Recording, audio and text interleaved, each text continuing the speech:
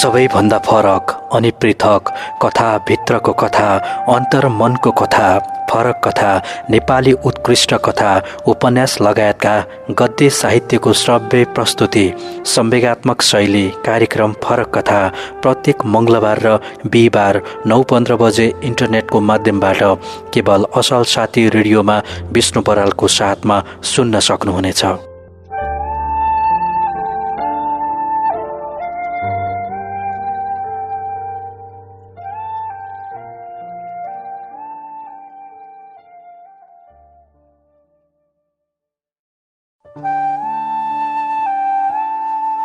नमस्कार। असल साथी रेडियोको माध्यमद्वारा कार्यक्रम फरक कथा इन्टरनेटको माध्यमबाट सुन्नका निमित्त बस्नुभएका सम्पूर्ण श्रोताहरूमा कार्यक्रम फरक कथाको अर्को यो नयाँ श्रृङ्खलाको तर्फबाट म विष्णुको स्वागत छ। फरक कथामा हामीले प्रिय सुफी उपन्यास सुबिन भट्टराईद्वारा लिखित उपन्यास वाचन गर्नेछौँ। अब भने कार्यक्रम फरक कथामा वाचन सुन्न सक्नुहुनेछ।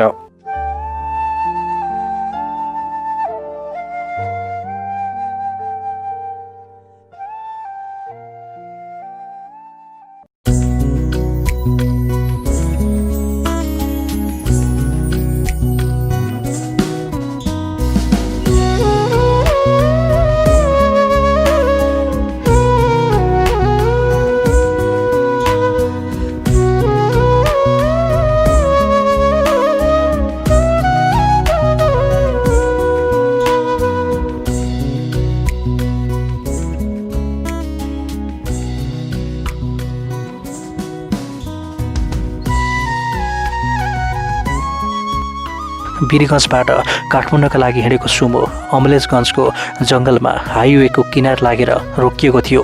चालक सुमोको बनोट उठेर बिग्रेका कुरा पत्ता लगाउन खोजिरहेको थियो। 9 जना यात्रुमध्ये 5 जना चालकलाई कुनै खानेकुरोको टुक्रालाई कमिलाले घेरेझैँ घेरिरहेका थिए। 2 पुरुष यात्रु केही पर पिसाब फेरिरहेका थिए। हाइवेमा गाडीहरू हवाईजहाज जस्तै हुइकिरहेकोले जङ्गलको विराट शून्यता पनि बिथलेको थियो। ऊ भने अरू प्यासेन्जरभन्दा 5-6 जना मिटर पर गएर मोबाइलको नेटवर्क खोजिरहेकी थिए। निकै बेरको प्रयासपछि मोबाइलले स्क्रिनमा 2वटा धर्का टुप्लुक्क देखा परे। डायल गरेको नम्बरमा फोनको रिङ गयो। फोन उठ्ने बित्तिकै उसले नेटवर्क जाने सम्भावित त्रासलाई मध्यनजर गरेर छिटो छिटो भने, हेलो सुन्नुहोस् न, म चढेको सुमो अमलेशगञ्जको जङ्गलतिर पुगेर बिग्रियो। यसको केही ठेगाना छैन, अर्को केही व्यवस्था गरिदिन सक्नुहुन्छ? उताको कुरा सुनिसकेपछि उसले हुन्छ भनेर फोन राखी एउटा खुट्टा पनि नहल्लाई ऊ जहाँ उभिएकी थिए त्यहीँ उभिरहे बल्ल बल्ल भेटिएको नेटवर्कलाई ऊ गुमाउन चाहन्नथे। कमसेकम उताबाट अर्को कल नआउन्जेल। करिब 3 मिनटपछि कल आयो। पुरुष आवाजले भनिरहन्थ्यो, एउटा स्कोपी आउँदैछ, परवानीपुरतिर पुग्यो रे। मैले कुरा गरिदिएको छु, एकछिन कुर्नुहोस्। फोन राखिसकेपछि बल्ल उसले शरीर चल्मलाई। सुमो बन्ने कुनै छाँटकाँट थिएन। चालक आफैलाई पत्तो थिएन के भएर बिग्रियो। काठमाडौँतिरबाट आएको अर्को सुमोले साइड लाग्यो। एउटै कम्पनीको रहेछ। त्यसको चालक पनि ओर्लेर हेर्न थाल्यो।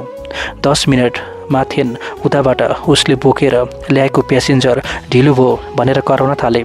चालक पेसेन्जरको होटलाई पुरै व्यवस्था गर्दै बिग्रेको सुमो चालकलाई मद्दत गर्दै थियो। 2 चालकको खासखोसतिर उसले ध्यान दिइन। उसलाई प्रतीक्षा स्कोपिएको थियो। खरानी कलरको स्कोपी आएर रोकियो। ऊ स्कोपियो नजिकै गई। भित्र हेरी चालकसहित 4 जना थिए। अगाडि 2 जना, पछाडि 2 जना। अगाडि चालक छेउमा एक अर्धवर्षीय पुरुष थियो भने पछाडि एक अर्धवर्षीय महिला र यस्तै 18-19 वर्षको झोक्राइरहेको छिटो। तपाईँ नि हो? गाडी बसिरहेको अर्धवर्षीय पुरुषले सोध्यो। उसले जवाब दिए, हजुर, म झोला लिएर आउँ, छिटो गर्नुहोला। उसले सुमोबाट झोला झिकेर गाडी बनाउनमा ध्यान दिइरहेको चालकलाई भने, म चाहिँ गएँ है दाइ। बाफिलो गर्मी खाएर दिग्दारिएको अरू प्यासेन्जरले उतिर आरिस र आशाले भरिएको आँखा लैजाँदै निकै बेरसम्म हेरे। स्कोपिएको ढोका ढ्याममा लागेर गुड्न थालियो। बिग्रिएको सुमो, सधैँ सुमो 2 जना चालक र 17-18 जना प्यासेन्जरलाई छाडेर स्कोपियो त्यहाँबाट छिनमै अलग भइहाल्यो। अमलेशगञ्जको उकालो नलागुन्जेल स्कोपियोभित्र कोही कसैसित बोलेनन्। उसलाई भने बोल्न मन थियो। यसै नबोलिकन काठमाडौँसम्म कसरी यात्रा गर्ने, तर सुरु कहाँबाट गर्ने, के भनेर गर्ने? उसले केही मेलो पारिरहेकी थिए। ऊभन्दा दायाँ बसिरहेको थिइन् अर्धवर्षीय महिला, जो गहिरो चिन्तामा थिइन्। सायद त्योभन्दा उता झ्यालमा मुन्टु टस्साएर बसिरहेको थियो। त्यही ठिटो चालक गाडी चलाउनमै केन्द्रित थियो। उसको साइडको अर्धवसे पुरुषको अनुहार उसले देख्ने कुरै भएन। यो त अति नै भयो भन्ने लागेपछि महिलातिर हेर्दै कुरा उसले सुरु गरी, हजुरको घरै वीरगञ्ज? महिलाले भनिन्, हजुर, काठमाडौँ के विशेष कामले कि? यो प्रश्नको जवाब दिन भने महिलाले उचित मानिनन्। उसको अनुहारमा हेरेर व्यवस्था गर्दै रहिन्। अगाडिको पुरुषले पछाडि उतिरेर महिलातिर पालैसित हेऱ्यो। उसलाई सोध्न नहुने प्रश्न सोधे झैँ लाग्यो। केही बेरमा गाडीको पुरुषले ठिटोतिर लक्षित गर्दै उसलाई जवाब दियो, ऊ त्यो हाम्रो छोरा हो, त्यसको उपचार गर्न हिँडेको। यो नसोधी बस्न सकिनँ। सोध्नुहोस् न त्यही नालाकलाई। अलिक कडा भएर बोल्यो उनी। तपाईँ किन फेरि? मैले कराइन् फेरि अर्को दुर्घटना निम्त्याउन। बुढाबुढीको यो कुरा सुनेर उसलाई स्थिति अलिक असामान्य लाग्यो। अब बोल्नु ठिक छैन भन्ने लागेर चुप लागि। तर मनभित्र मडारिरहेको कौतूहललाई शान्त पनि कसरी बनाउनु? बुढा चाहिँले बुढीलाई टेरेनन्।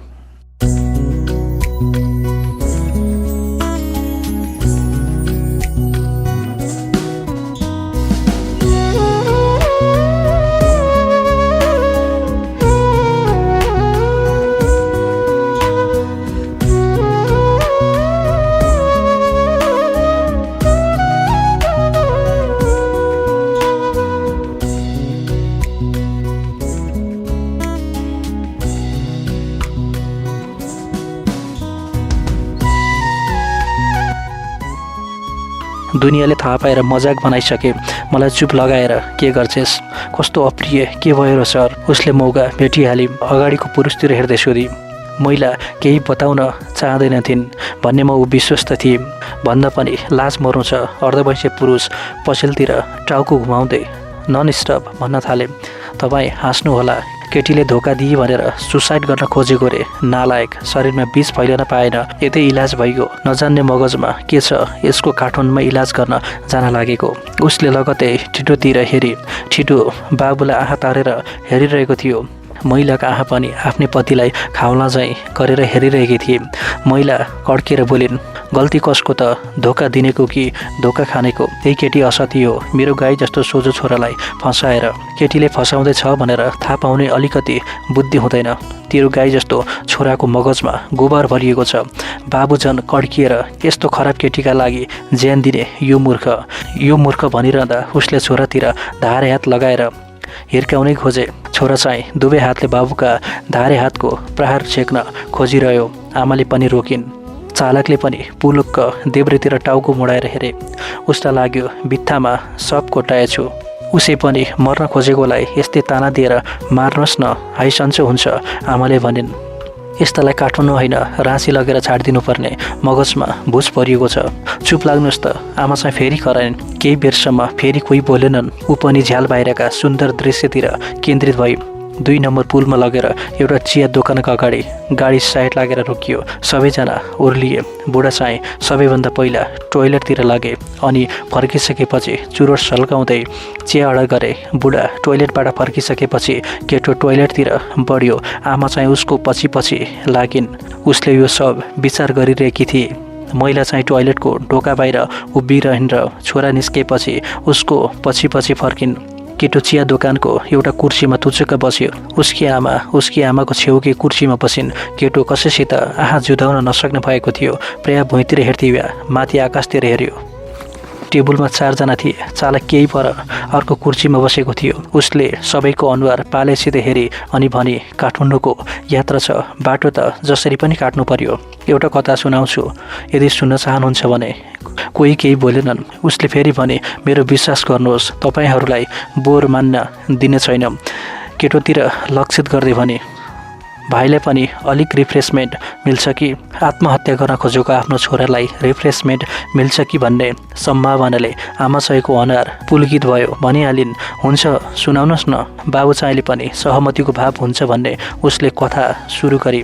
40-45 का देखिने चालक परतिर बसे पनि उसको कथामा ध्यान दिन थाले। बसन्तको पात जस्तो कलिलो र फक्रिएको गुलाब जस्तो हँसिलो अनुहार, कुम्सोमा लत्रिने हल्का घुङ्रिएको कैलो कपाल, 5 फुट 4 इन्च अग्लो कद, न मोटी न दुब्ली, स्ट्रबेरीको रसमा चुबलिएर निकालेको बरफको ढिक्का जस्तो रसिलो ओठ। ऊ कुनै नदी हो जसमा सुन्दरता पानी जस्तै छ। उसलाई धरती मान्ने हो भने बौद्धिकता उसमा माटो जति नै छ। मानिदिउँ ऊ आकाश हो, उसको हृदयमा जीवनप्रतिको प्रेम उचाइ जत्तिकै छ। ऊ अर्थात् सदा छेत्री उसको नाम। सदा त्रिचन्द्र कलेजमा माइक्रोबायोलोजीको मास्टर्स पहिलो सेमेस्टर पढ्दै थिइन्। भर्खर 1 महिना भएको हुँदो कलेज लाग्न थालेको। बुढा नीलकण्ठ उसको घर हरेक दिन स्कुटरमा घर र कलेज ओहोर दोहोर गर्थ्यो। महाराजगञ्ज र जमालको जाम छिचोल्दै धुवाँ र धुलोको मुस्टोले पिरलिँदै, कहिले पानीमा रुच्दै, कहिले चर्को घामले पोलिँदै। भर्खर सुरु भएको थियो सेमेस्टर। वैशाखमा आइपुग्दा उसलाई घरभन्दा बढी कलेज मन पर्न थालेको थियो। घरमा हुँदा सदालाई आफू त्यति मन पर्दैन। कलेजमा ऊ आफैलाई यति माया गर्थे मानौ आफू आफ्नै प्रेमिका हो। कलेजमा त उसलाई आफ्नो मुटुको धड्कन पनि पियानोको धुन बजिरहे झैँ लाग्थ्यो।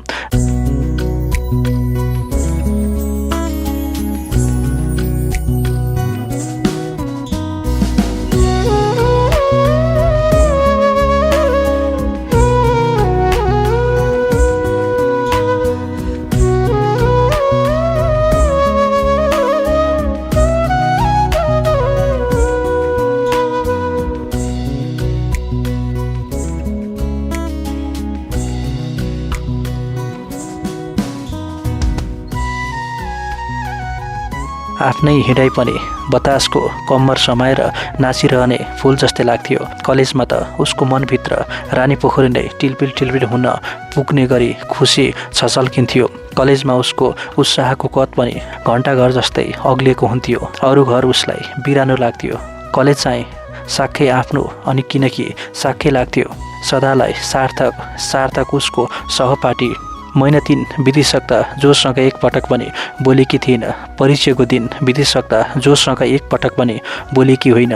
परिचयको एक खुड्किला पनि उक्लेकी होइन। हर दिन सार्थकलाई परबाट हेर्नु र मनको खाली पानामा प्रेमका हरफ लेख्नु सदाको जुम्ल्या खुसी। सदालाई सार्थकको हिसाई, बोलाइ, लवाई, गम्भीरता, हिँडाइ, उसको प्रत्येक कदम, प्रत्येक काम जस्तो कि उसको आँखा खुल्न हातको उज्यालो, खुट्टाको फड्काइ, कुशग्र फोटोग्राफीको क्लिक जस्तो लाग्थ्यो। सदा सार्थकको गतिविधिलाई आफ्नै आँखाको लेन्सले जुम गरिकन खिच्तिर हृदयको फोल्डरमा सुरक्षित राख्तिर त्यही फोल्डरलाई दोहोऱ्याइतेराइकन पल्टाउनु उसको एकान्तिक सुख। सबैभन्दा त सार्थकको अनुहार क्युट लाग्थ्यो। सदालाई हल्का थेप्चिएको नाक, गाँडा खैरो ओठ, छोटो र ठाडो कपाल, भक्का जस्तै पुक्का गाला, अनि त्यो ओठ खोलेर सार्थकको मुहारमा छाएको हाँसो बादल हटेर हिमाल हाँसे झैँ लाग्थ्यो। यति मिठो, यति क्युट मुस्कुराउने मानिस उसले सिनेमाको पर्दामा समेत देखेकी थिइन।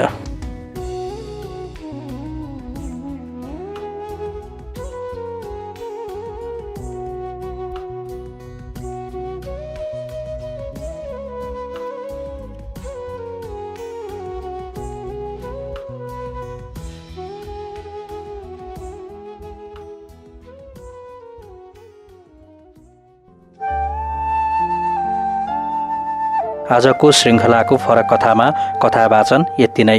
बाँकी रहेको अंश अर्को श्रृङ्खलामा वाचन गर्नेछौँ। अहिले भने बिदा लिन्छौँ। हस्त नमस्कार। असल साथी रेडियो सुन्दै गर्नुहोस्।